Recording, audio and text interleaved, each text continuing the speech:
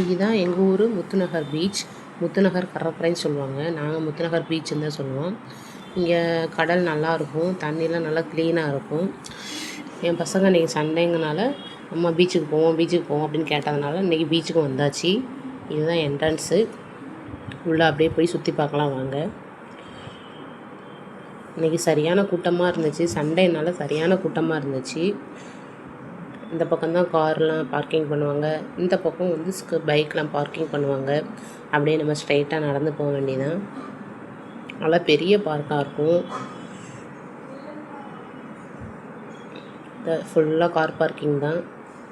இப்போ நிறைய கூட்டமாக இருக்குது. முதல்ல அந்தளவுக்கு கூட்டம் இருக்காது, இப்போ ஃபுல்லாக எடுத்து கட்டிட்டாங்க.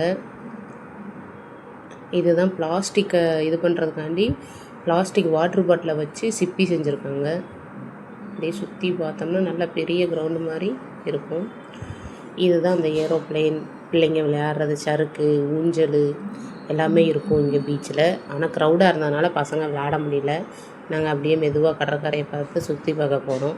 அப்படியே சுற்றி ஒரு வீடியோ எடுத்துகிட்டு, இதுதான் காரு, குதிரைலாம் இருக்கும். குதிரை சவாரி அப்போது நான் பிள்ளைங்களை ஏற்றி விடும்போது 50 ரூபா வாங்கினாங்க. இப்போ எவ்வளவோ தெரியலை. இதுதான் கடற்கரை. பெரிய கடல், நல்லாயிருக்கும். தண்ணி நல்லா க்ளீனாக இருக்கும். அதனால தான் மக்கள்லாம் நல்லா குளிப்பாங்க, பிள்ளைங்க நல்லா விளையாடுவாங்க. இப்படி சுற்றி பார்த்தா 6 மணிக்கு போனால் நல்லா சரியான வெயில் தான் அடிச்சிச்சு. பாருங்கள் எந்த அளவுக்கு க்ளீனாக இருக்குது இந்த தண்ணி, நல்லா சுத்தமாக இருக்கும். நாங்கள் குளிக்கலை, சும்மா காலை மட்டும் அப்படின்னு நினச்சிட்டு அப்படியே வந்தாச்சு. தண்ணி அவ்வளோ க்ளீனாக இருக்கும். நல்லா மனசுக்கு போனால் மைண்டு ரிலாக்ஸாக இருக்கும். சும்மா நாங்கள் கால் நினச்சிட்டு அப்படியே வந்துட்டோம். நல்லா காற்று, சரியான காற்று அடிச்சிச்சு. ரொம்ப நல்லா கூலிங்காக இருந்துச்சு. இதுதான் எங்கள் ஊர் பீச்சு. ஃபஸ்ட்டெல்லாம் குப்பையாக இருக்கும், இப்போ க்ளீன் பண்ணிட்டாங்கன்னு நினைக்கிறேன். போட்டிங்லாம் உண்டு. போட்டிங் வந்து அப்போ வந்து ஒரு ஆளுக்கு 100 ரூபா வாங்கினாங்க. இப்போது எவ்வளோன்னு தெரியலை. நான் போய் ஒரு 2-3 வருஷத்துக்கு முன்னாடி இருக்கும். நாங்கள் பீச்சுக்கு போவோம், ஆனால் போட்டிங் வந்து அவ்வளோ போனது கிடையாது. இடையிலே நிறைய போட்டிங்கில் இது ஆனதுனால அது கொஞ்சம் பயந்துக்கிட்டு போகிறதில்ல. அந்த போட்டிங்லாம் நிறைய போகிறாங்க பார்த்திங்களா, நல்லாயிருக்கும். அப்படியே நடுக்கடல் வரைக்கும் போவாங்க.